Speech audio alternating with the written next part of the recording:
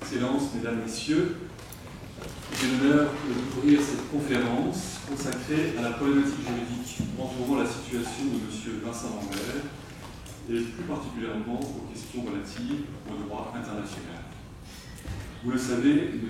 Vincent Lambert est un patient français, tétraplégique, en état de conscience altéré, qui risque d'être abandonné à la mort par déshydratation et sédation sur décision de son médecin.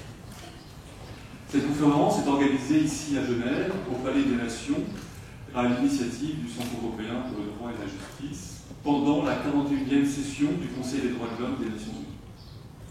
La tenue de cette conférence en ces lieux s'impose car le Conseil des droits de l'homme est l'organe intergouvernemental de supervision du respect par les États des engagements qu'ils ont pris en matière de droits de l'homme. Il est chargé notamment de la supervision du respect par les États des droits des personnes handicapées, droits garantis spécifiquement par la Convention des Nations Unies relative aux droits des personnes handicapées de décembre 2006. Cette convention figure parmi les instruments les plus largement ratifiés. 179 États y sont partis sur les 193 États membres de l'ONU.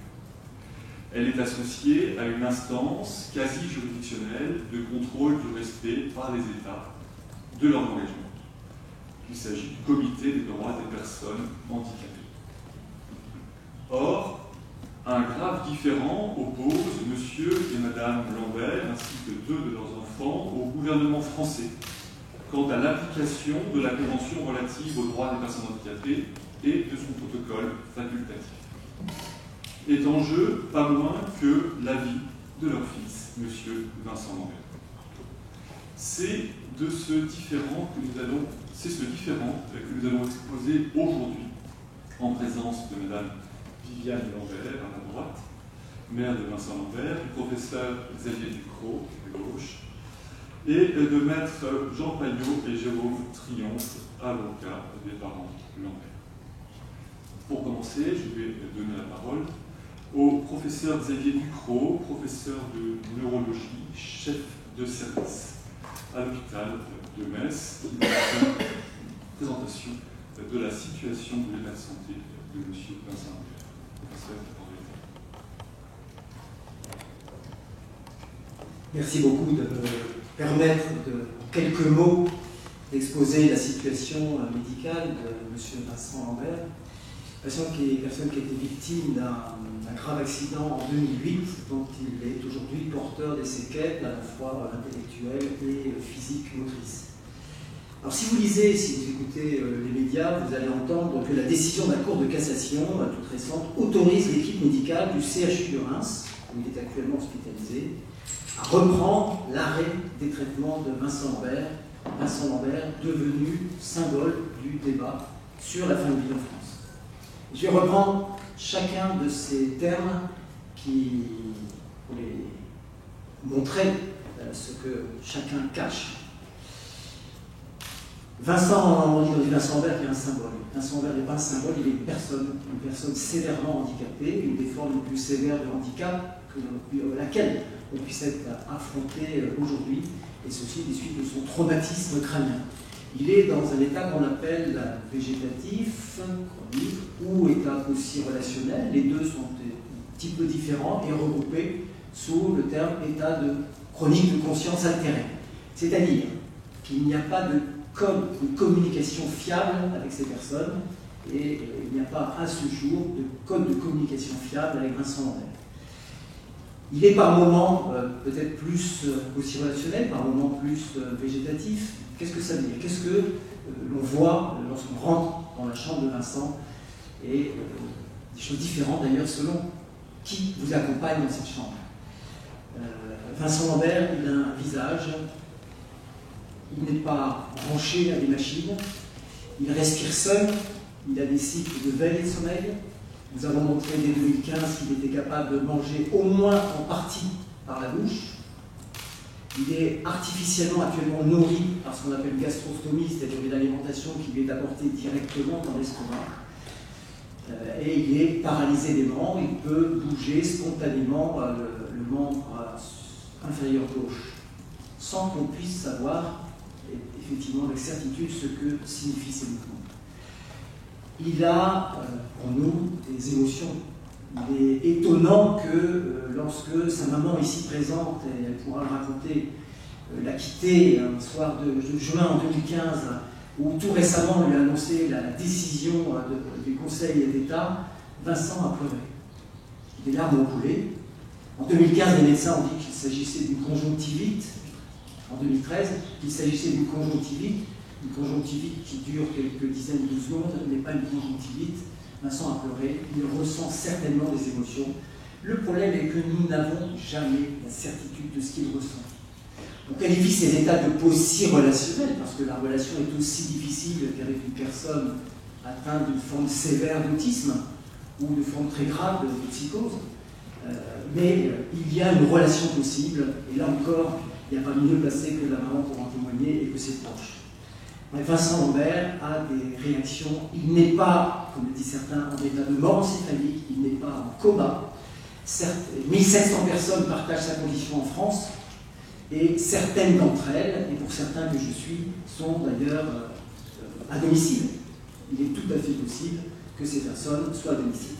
Ces personnes sont normalement, grâce à un texte de loi qui date du 3 mai 2002 en France, accueillies dans des unités dédiées, des unités qui leur sont vraiment spécialisées pour une partie des soins qui est des soins de base contre le patient, des soins nursing, et une partie de soins spécifiques de stimulation cognitive, physique.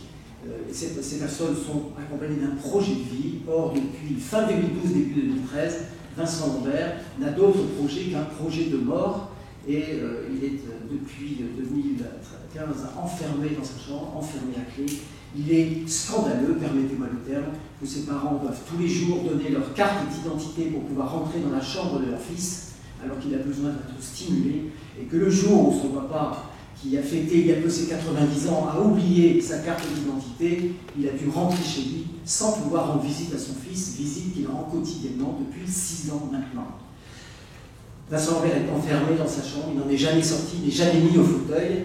Bref, il est, à mes yeux, maltraité. Il n'est pas malade, il n'est pas en fin de vie. De débat sur la fin de vie, il n'y en a pas. La loi Leonetti a statué, et la loi existe depuis 2005, et elle a juste été enrichie du fait de dire que la nutrition et la radiation artificielle sont à mettre au rang des traitements, et que par conséquent, ils peuvent être traités, même quand ils ne posent aucun problème, puisque cette nutrition ne pose aucun problème chez Vincent Lambert. Aucun problème. Vincent Lambert n'a pas rédigé de directive anticipée, alors qu'il est infirmier. La loi permettant de rédiger des directives anticipées sur ce que l'on souhaiterait, si un jour, par exemple, on devait se trouver dans cet état, même si rien ne menaçait, bien entendu, c'est survenu accidentellement. Vincent Lambert, qui est infirmier, qui connaissait la loi, l'accident est survenu en 2008, 3 ans après la promulgation de la loi, il n'a pas rédigé de directives anticipées, comme plus de 95% à peu près des citoyens français qui n'arrivent pas à rédiger ces directives. Alors sur la fin de vie, Vincent Lambert est tout sauf en fin de vie. Et de nouveau, si vous écoutez les médias, on va interroger les spécialités soins palliatifs. Il est d'ailleurs hospitalisé actuellement dans une unité de soins palliatifs. Le 9 avril 2018, les médecins ont dit, puisque la décision a été prise d'arrêter, de nouveau une fois encore, les traitements, c'est-à-dire sa nutrition, il a été transféré en soins palliatifs, c'est-à-dire qu'il n'a pas changé de chambre, il n'a pas changé de médecin, il n'a pas changé d'infirmière, il n'a pas changé d'aide-soignant. Bref, rien n'a changé, les soins ont été les mêmes, ce qui veut dire qu'il est en soins palliatifs, et d'ailleurs dans des soins palliatifs depuis début 2013. Vincent Lambert n'est pas en fin de vie, il a résisté en avril-mai 2013 à 31 jours de privation de nutrition. Il recevait 250-300 millilitres d'eau par jour, aucune nourriture solide. Il a résisté à ces 31 jours et il a résisté à toutes les procédures. Il est aujourd'hui en vie, rien ne menace sa vie, il est une personne handicapée, sévèrement handicapée.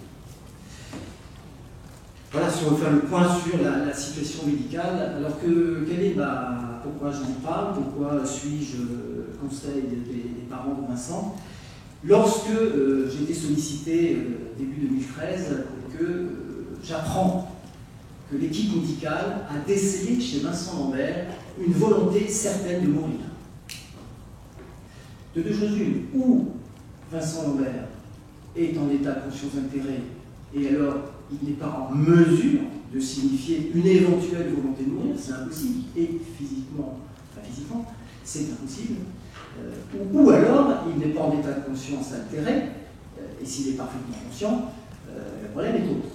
Or, toutes les expertises, et il y en a eu, certes, de qualité insuffisante qui ont été faites depuis, à nos yeux, mais toutes les expertises ont dit que Vincent Lambert était en état chronique de conscience altérée, végétatif pour certains, plus aussi relationnel pour d'autres, et les meilleures équipes qui se sont penchées sur lui, l'équipe de Liège notamment, et l'équipe de Berck un peu plus anciennement en 2011, ont toutes dit qu'il était en état de conscience minimale. C'est l'avis aussi de plus de 70 médecins et équipes médicales qui s'occupent au quotidien de ces personnes en France, qui ont pu voir une vidéo de Vincent Lambert où on entend même vocaliser, où on le voit manger par la bouche. Tous sont unanimes pour dire Vincent Lambert est en état de conscience minimale, plus selon la classification de ces états.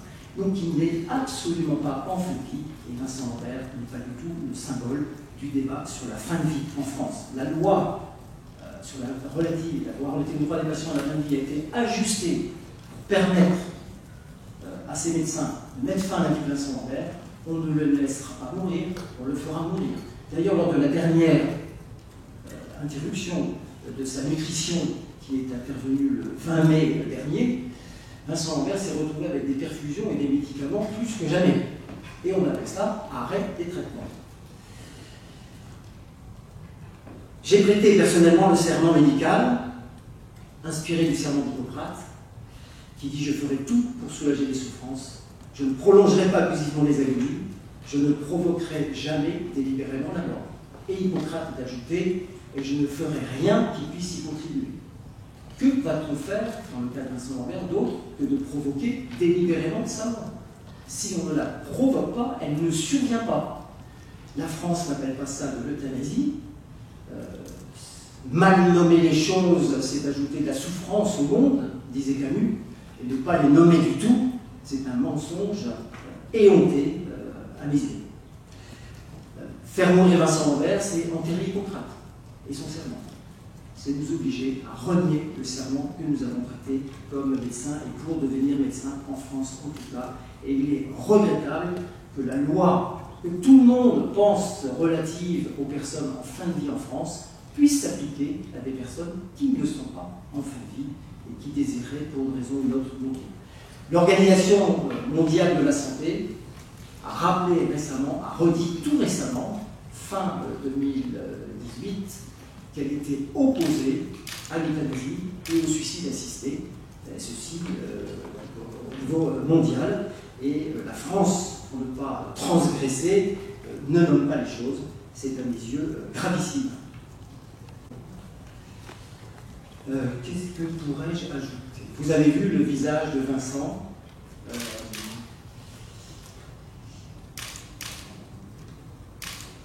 Vraiment, ce que je dis, laissez mourir Vincent. Le privé, voilà, je veux dire. L'équipe peut de nouveau mettre en place le processus d'arrêt des traitements.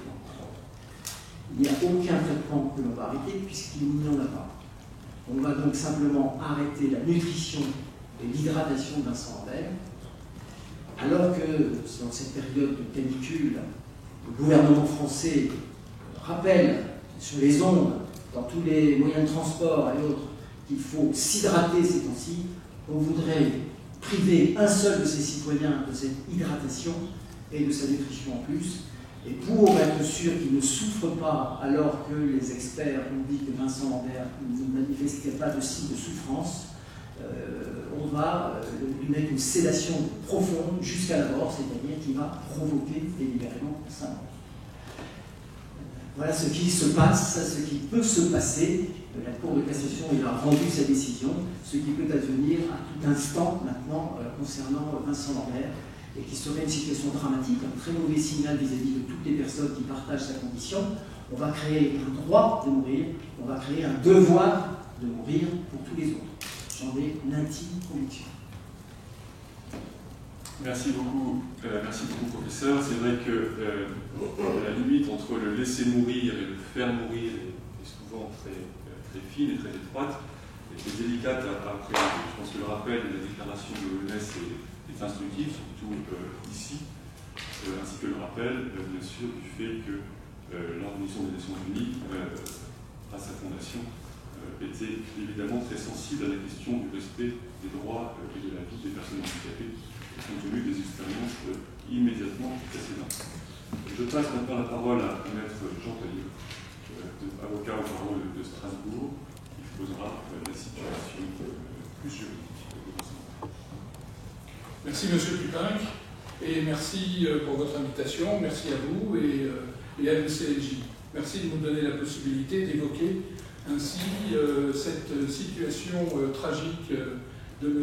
Vincent Lambert, mais aussi de toute sa famille, et plus généralement en ayant à l'esprit les 1500 à 1700 personnes qui sont exactement dans la même situation que Vincent Lambert.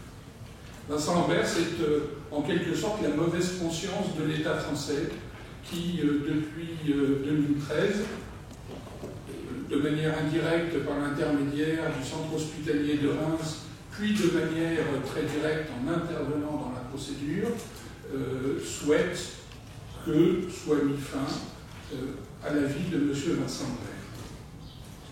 Vous savez que depuis 2005, la France s'est dotée d'une législation spécifique pour lutter contre ce qu'on appelle l'acharnement thérapeutique, l'obstination déraisonnable.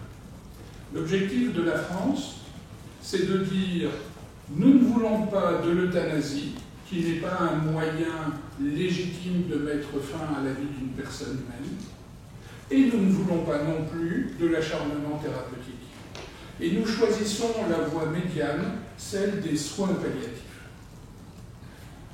La loi Leonetti s'inscrit dans ce cadre, de refuser l'euthanasie, mais aussi de refuser l'acharnement thérapeutique. Et précisément, la loi Leonetti a posé un certain nombre de critères pour dire voilà à quel moment on peut arrêter un traitement. Quand on arrête un traitement, il est d'usage, il est bienvenu de parler d'abstention thérapeutique. On n'est donc pas dans ces cas-là dans une euthanasie, on est dans une abstention thérapeutique. Pour autant, naturellement, qu'on serait réellement dans une situation d'acharnement thérapeutique, dans une vraie situation d'obstination déraisonnable. La problématique, c'est que l'affaire Lambert est une mauvaise illustration de ces principes. Car, comme le professeur Ducrot vous l'a expliqué il y a un instant, en réalité, M. Vincent Lambert ne se trouve pas dans une situation d'obstination déraisonnable.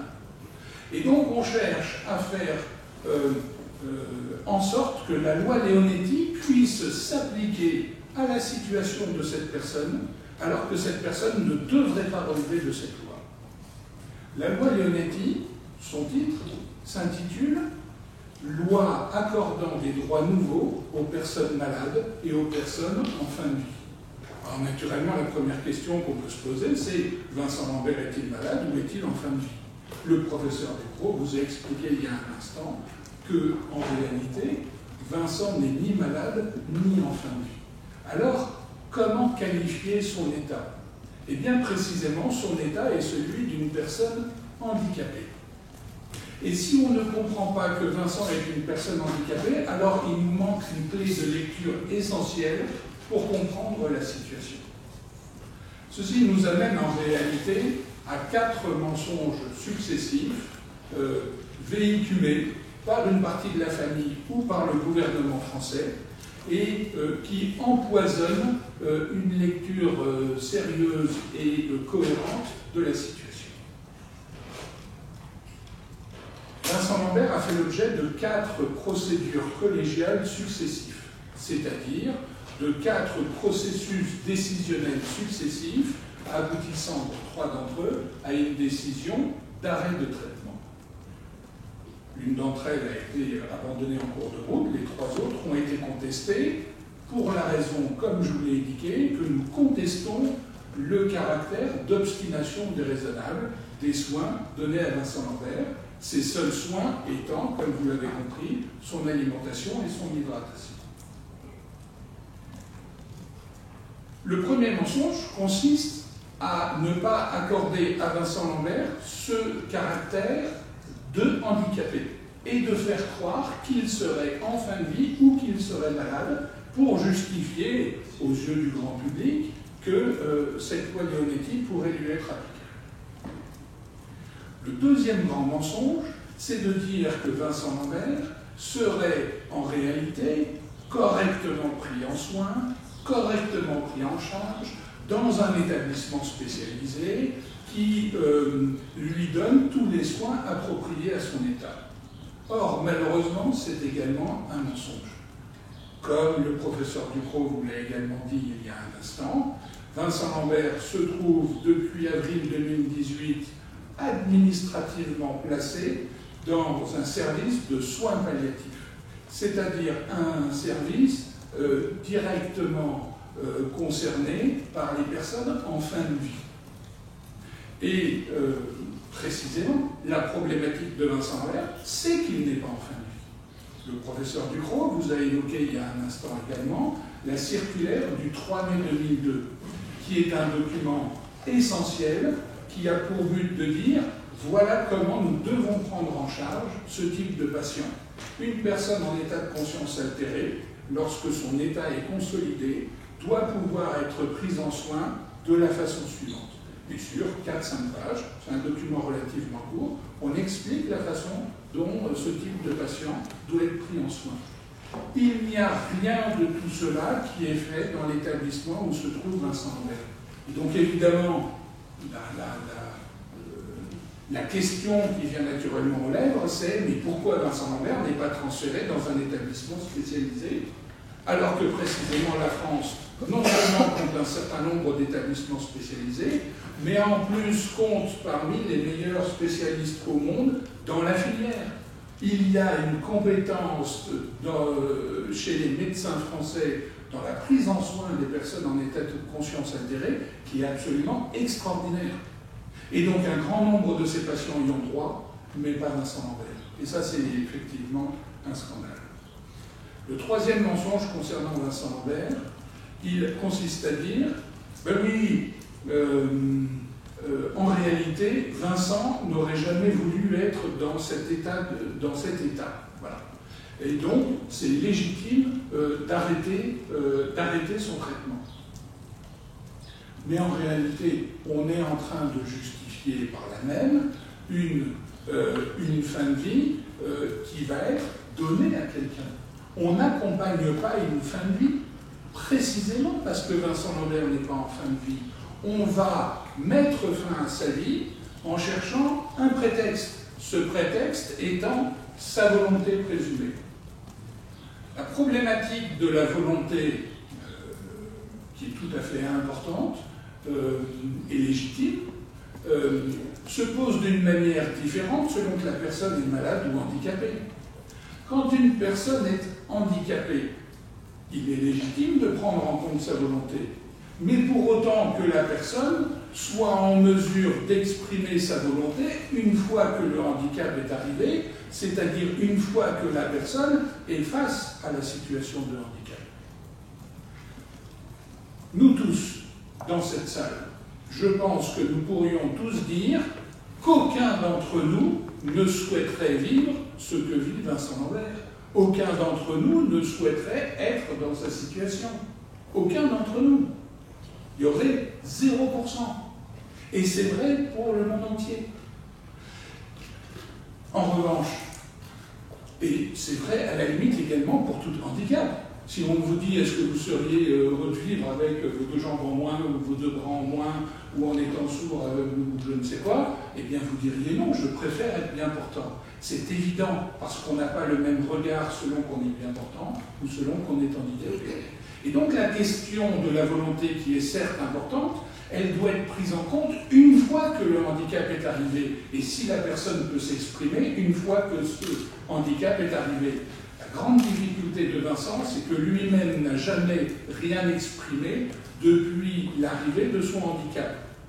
Et le deuxième problème, c'est qu'en réalité, on fait dire à Vincent des choses qu'en réalité il n'a jamais dites, mais qui conviennent à certains membres de sa famille. On interprète la volonté de Vincent, alors même que, comme je vous l'ai dit il y a un instant, personne ne voudrait vivre dans cet état. Donc, c'est pas difficile de laisser croire que Vincent ne voudrait pas être dans cet état. Mais en réalité, le problème est mal posé. Et c'est pour ça qu'il y a un mensonge derrière l'idée de dire Vincent ne voudrait pas être dans cet état. Et puis, il y a un dernier mensonge. La dernière décision concernant Vincent Lambert, justifiant l'arrêt de son traitement, est du 24 avril 2019, une décision rendue par le Conseil d'État. Le Conseil d'État nous dit Vincent serait dans une situation d'obstination déraisonnable. Et il serait dans une situation d'obstination déraisonnable, d'une part parce qu'il est en état de conscience altérée, et d'autre part parce qu'il ne voudrait pas être dans cet état. Je vous ai déjà parlé de sa volonté. Qu'en est-il de cette obstination déraisonnable? Il y aurait obstination déraisonnable pour la seule raison qu'il serait dans cet état de handicap. Nous avons posé la question au Conseil d'État. Nous lui avons dit, mais attendez, la loi dit qu'il faut être malade ou en fin de vie. Or, le médecin lui-même ne peut pas prouver ce qu'on appelle des comorbidités. Il ne souffre pas, il n'est pas malade, il n'est pas en fin de vie, il n'a pas la moindre affection. Il peut vivre ainsi pendant encore longtemps. Je vais plus loin. Les experts judiciaires qui se sont penchés sur sa question ont dit expressément le traitement d'alimentation et d'hydratation artificielle donné à M. Vincent Lambert ne constitue pas un traitement relevant de l'obstination déraisonnable. Pour les experts judiciaires, alimenter et hydrater une personne, même par voie entérale, alors qu'il n'y a pas de comorbidité, ne constitue pas un traitement relevant de l'obstination déraisonnable. C'est extraordinaire. Et pourtant, on nous dit, eh bien là, il y aurait obstination déraisonnable. Alors nous avons saisi le Comité des droits des personnes handicapées de l'ONU pour dire, attention, ici on est en présence d'une discrimination. Discrimination à l'encontre des personnes handicapées, puisqu'il suffirait d'être handicapé pour justifier un arrêt d'hydratation et d'alimentation. Et la chose extraordinaire, sur laquelle reviendra plus longuement mon confrère Jérôme Triomphe, c'est que ce comité des droits de l'homme, ce comité des droits des personnes handicapées, nous a accordé des mesures provisoires, des mesures conservatoires, en disant nous allons étudier le dossier et en attendant que nous l'étudions, eh bien nous vous demandons, vous, la France, de faire en sorte que l'alimentation et l'hydratation de M. Vincent Lambert soient maintenues. Et la France nous a dit 3 jours plus tard, nous n'appliquerons pas ces mesures provisoires. Eh bien, il y a là quelque chose d'absolument scandaleux qui justifie notre présence aujourd'hui pour dénoncer cette situation. Alors, je voudrais en conclusion dire un simple mot. Nous serions entièrement favorables à une médiation avec la famille, avec les autres membres de la famille pour trouver une solution qui convienne à tout le monde. Nous serions même favorables à une médiation par l'intermédiaire d'une institution internationale pour discuter avec le gouvernement français, pour que, en l'état actuel, les mesures provisoires soient effectives. Et si malheureusement nous ne pouvons discuter avec personne, eh bien nous en appelons au concert des nations pour dire regardez, nous sommes en présence d'une situation scandaleuse qui est totalement inadmissible. Merci beaucoup, Maître Palliot, pour votre présentation. Je passe tout de suite la parole à Maître Jérôme Triomphe. Merci, M. Pupac. La situation juridique est la suivante au niveau international. Nous rappelons que la France a ratifié la Convention relative aux droits des personnes handicapées et son protocole facultatif qui permet l'exercice d'un recours individuel. Nous rappelons que le principe fondamental du droit international, pacta sunt servanda, les conventions obligent les États qui s'y soumettent. Et tout le système de protection des droits de l'homme repose sur la bonne foi des États dans l'application de leurs engagements internationaux. De la même manière que pour la Convention européenne des droits de l'homme, le protocole ratifié relatif aux droits des personnes handicapées prévoit qu'un recours individuel peut être déposé contre une décision interne définitive dès lors qu'il n'y a plus de voie de recours interne. La Cour européenne des droits de l'homme elle-même reconnaît au comité onusien qui examine ces recours individuels la qualité d'instance internationale d'enquête et de règlement dès lors qu'elles instruisent les recours individuels de manière quasi-judiciaire, de manière contradictoire entre les différentes parties, et qu'elles donnent lieu à des décisions finales. En ratifiant ces instruments internationaux, la Convention et le protocole, la France s'est engagée à les respecter. Au terme de l'article 1 du protocole relatif aux droits des personnes handicapées, la France a reconnu la compétence du comité. La France a reconnu le droit de déposer un recours individuel. Et la France a reconnu l'obligation qui est la sienne de respecter ce recours individuel, d'y participer et de respecter évidemment les décisions qui en sont issues. C'est donc, et c'est très important de le rappeler, un recours de droit international contre une décision interne définitive, celle du Conseil d'État, puisque c'est exactement la lettre et l'esprit, mais la lettre d'abord, du protocole additionnel, le protocole facultatif, qui précise, à titre de recevabilité, qu'on ne peut déposer un recours individuel que quand toutes les voies de recours interne ont été épuisées. C'est le même système de protection que la Cour européenne des droits de l'homme.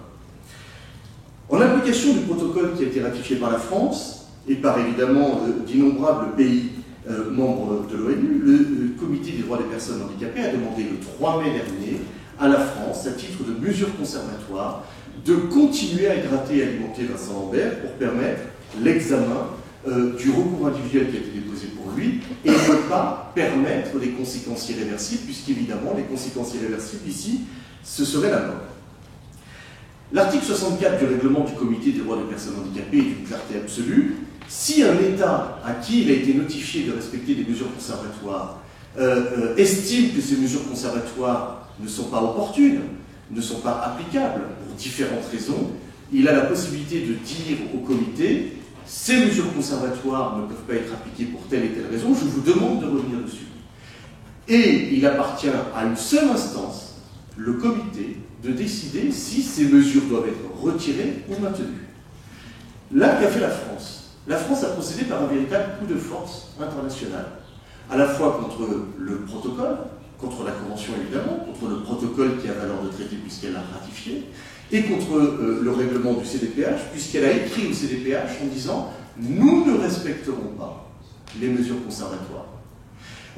Alors qu'il n'appartient qu'au CDPH, je l'ai dit, d'apprécier s'il faut retirer ou pas ces mesures conservatoires. Nous avons répondu à la France en urgence, et le 17 mai dernier, le CDPH a réitéré les mesures conservatoires au profit de M.